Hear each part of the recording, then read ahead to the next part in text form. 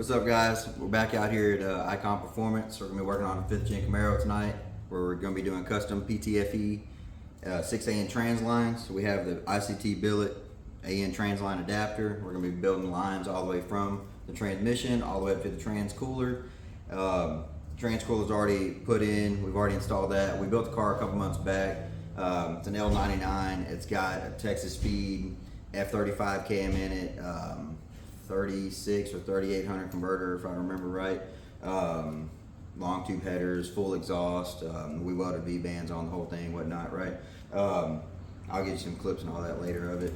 Like I said, custom trans lines. We'll kind of show you the process on doing that. We do have all these new fittings and stuff. I only have 45s. It didn't come with 90s. I do kind of wish that it would have come with 90s. It'd been a little bit cleaner, but we'll make it work. It's gonna look good. It's gonna work perfect, and we'll show you the process on how we're gonna be doing it. First step of the process that I started with, I'm gonna try not to make a mess in the shop, so I went ahead and I kind of cut the rubber lines that went from the hard lines, the stock hard lines, to the existing aftermarket trans cooler. I want it, like I said, I kind of have those drain into a transmission jug right now to try to empty those lines out real quick, and then we'll pop off the barb fittings from the trans cooler, and then we'll start fabbing up the new trans lines. But I'll go ahead and show you kind of what I've got going on so far. All right, so you can see the rubber lines running up to the trans cooler in there. We do have them draining here to try to prevent any leaking anywhere. We do have the factory lines right there. Just kind of cut those, start draining the lines. So I've already got one put together, just to kind of show the process of how it's going together. This one's already complete. The end here will free spin to allow you to thread it on. This is all stationary.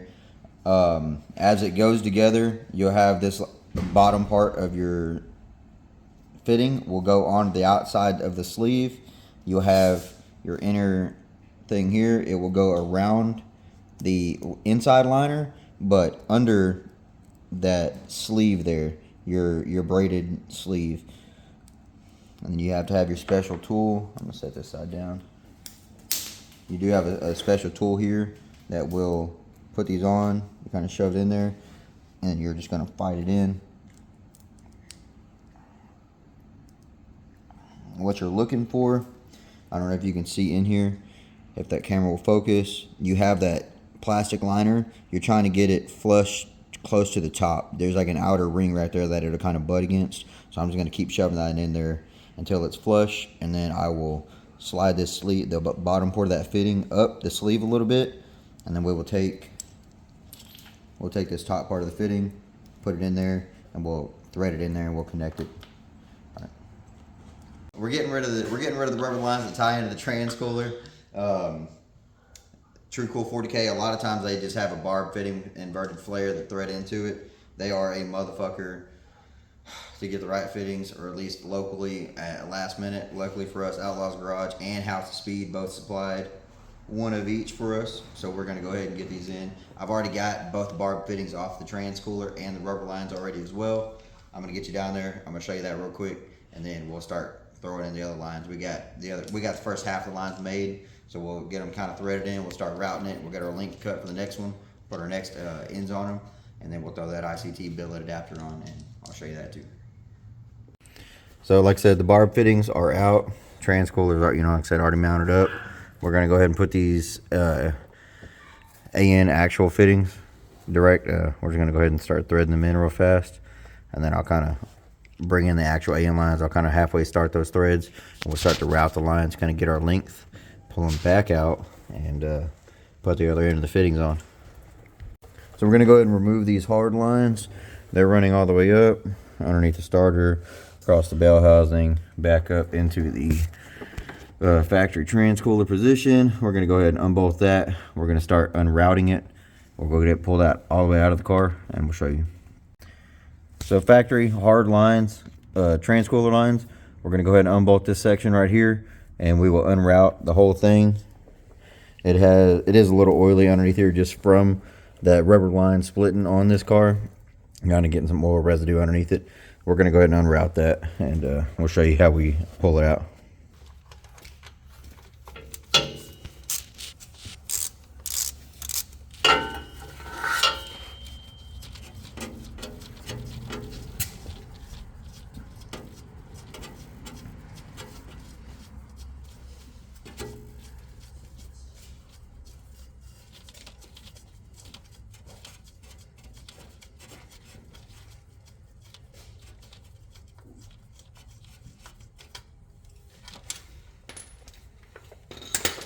is gonna make a mess. Keep it rolling. To get part of you or not?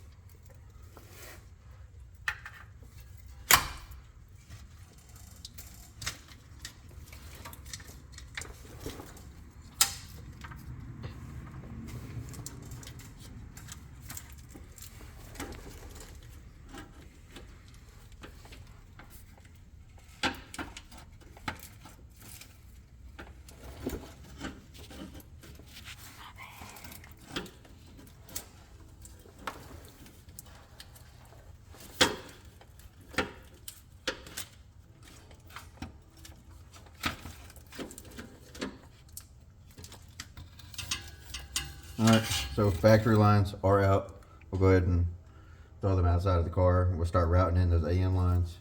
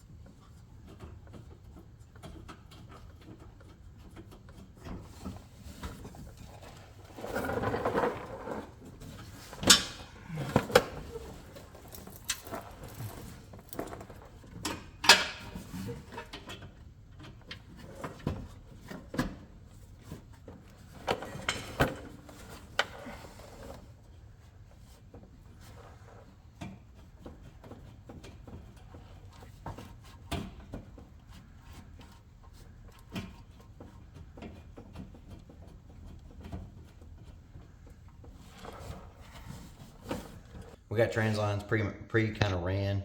We'll go through, we'll clean them up after because we're gonna pull them right back off. We're gonna go ahead and bolt up this new ICT adapter. It did come with a new bolt, new gasket as well. We're gonna go ahead and throw that in there. We'll kind of get a rough measurement of where they're gonna kind of lay and where they'll be.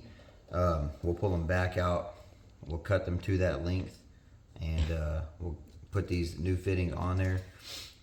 We'll then kind of clean up the routing, tie everything together. I've got some nice little like AN like clamps together, hose clamps, whatever for them, to kind of tie them together, and we'll get that started.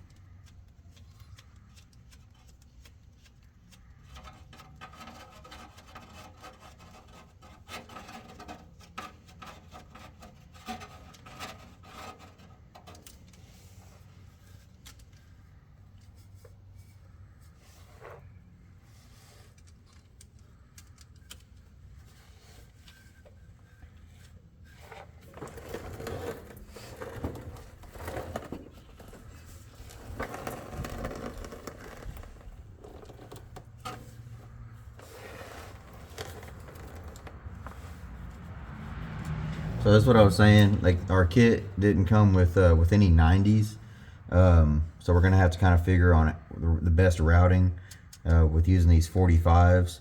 I've got some 90s, but they're not for a ptfe line, so we're just gonna have to work with what we got for now.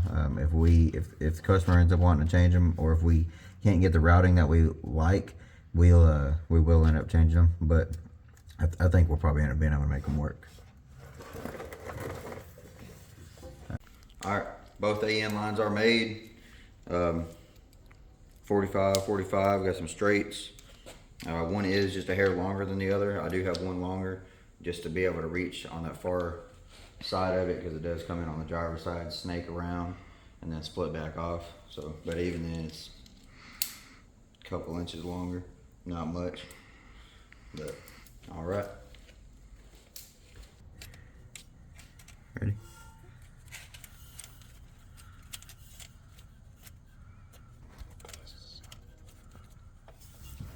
The hose.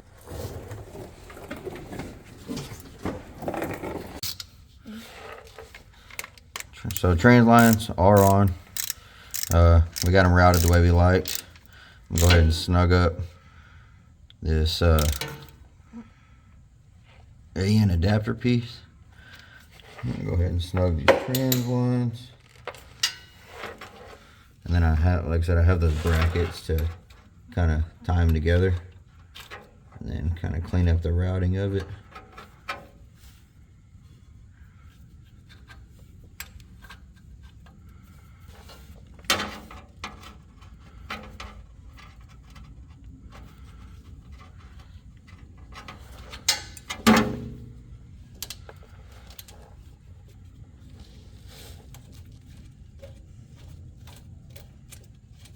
Whenever you do these lines, you always make sure, because you have to cut it and it gets all that dust in the lines, all that metal fiber.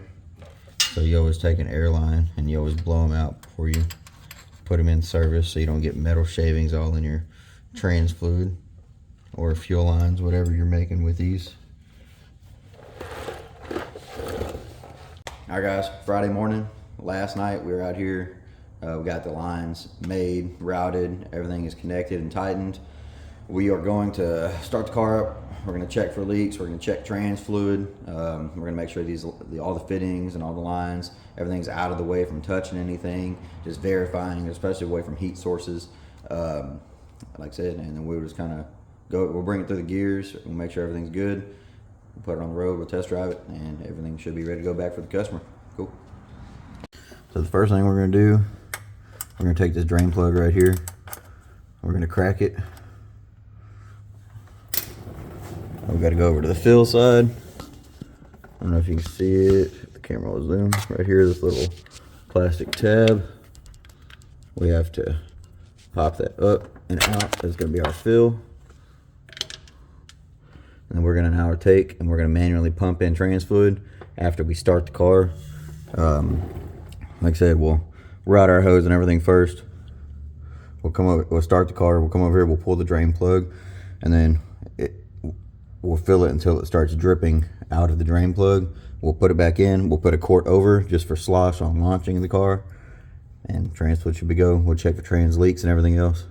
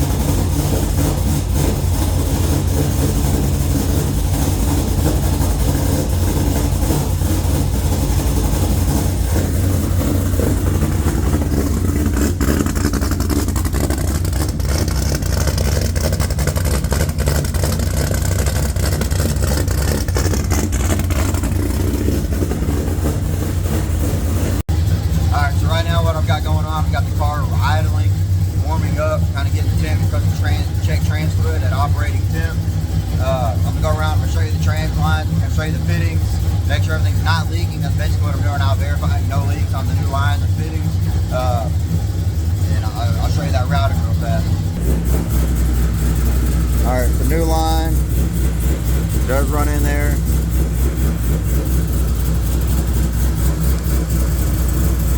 Here's the trans cooler, no leaks on that line. It's kind of hard to see, it's not really zoomed in. There you go, same thing on that one. Line looks good, trans cooler's good. Trans lines are routed.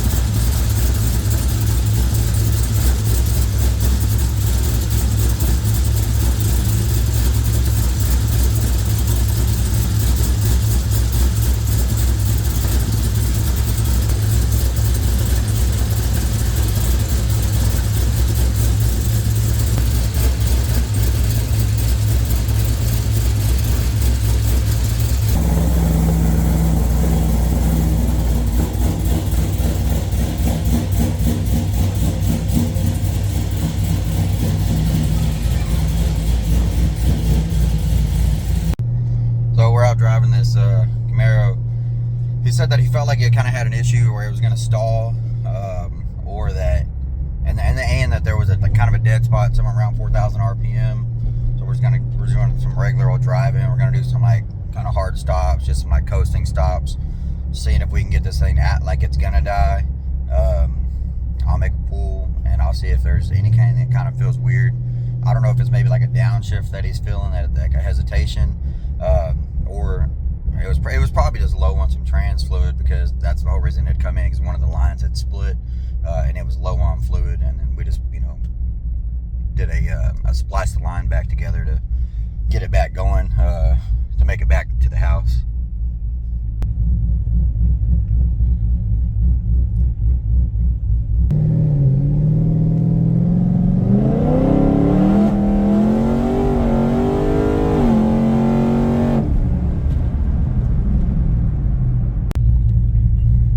I do kind of feel some like kind of bucking in there, but I do know traction control was coming on. I'll kind of roll into this one and I'll see what it does.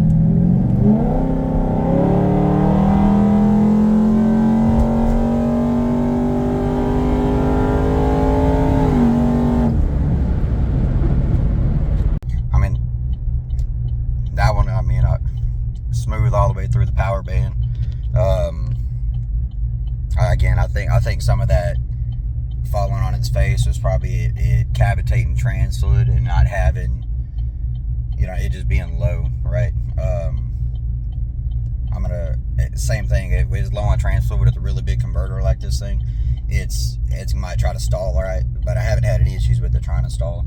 I'm gonna, like I said, I'll do some quick kind of hard braking or something, or just some like off throttle stuff, and see if I can get it to maybe mimic a stall or whatever, trying to stall out. But I mean, so far this thing is driving great.